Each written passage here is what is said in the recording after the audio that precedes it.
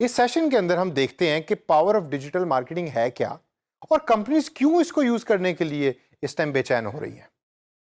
सबसे पहले मैं आपको एक सिनेरियो देता हूं और ये आप ही का अपना सिनेरियो है।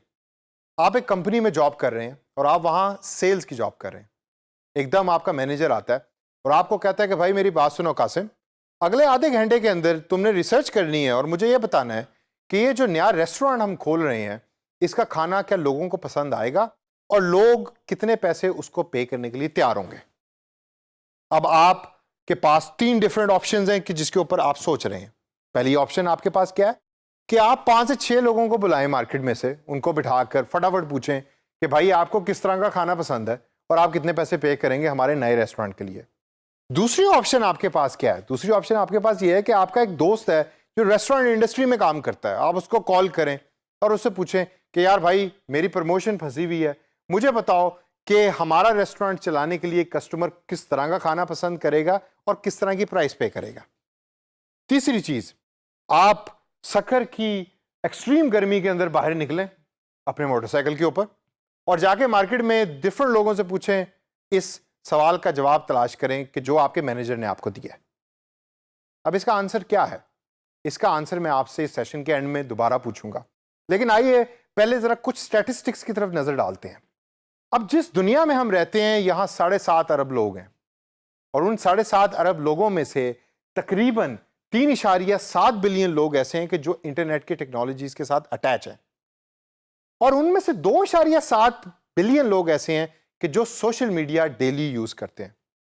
लेकिन भाई हम तो इस टाइम मोबाइल फोन की टेक्नोलॉजी को यूज कर रहे हैं, तो क्या सोशल मीडिया मोबाइल पे यूज करने वालों की तादाद भी उतनी है? मोबाइल फोन यूजर्स दुनिया में इस टाइम 4.9 बिलियन है, जिनमें से 2.5 बिलियन लोग यानी कि 2.5 अरब लोग इस टाइम मोबाइल टेक्नोलॉजी को यूज करके डिजिटल या सोशल मीडिया प्लेटफॉर्म्स को यूज कर रहे हैं।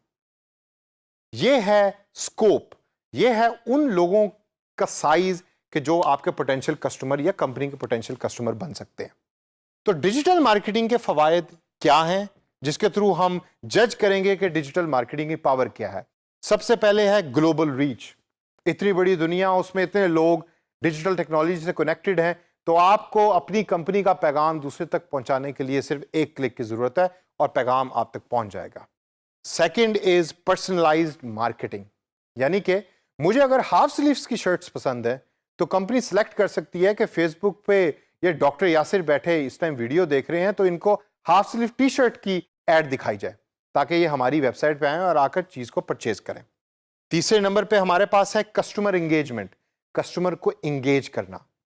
मतलब कस्टमर अपने वेबसाइट इस टाइम देख रहा है आपकी कंपनी को या यूट्यूब पे वीडियो देख रहा है, आप क्या कर सकते हैं या कैसी एडवर्टाइजमेंट बना सकते हैं या कैसी मार्केटिंग कर सकते हैं कि कस्टमर एंगेज हो, कस्टमर आपसे सवाल जवाब करे।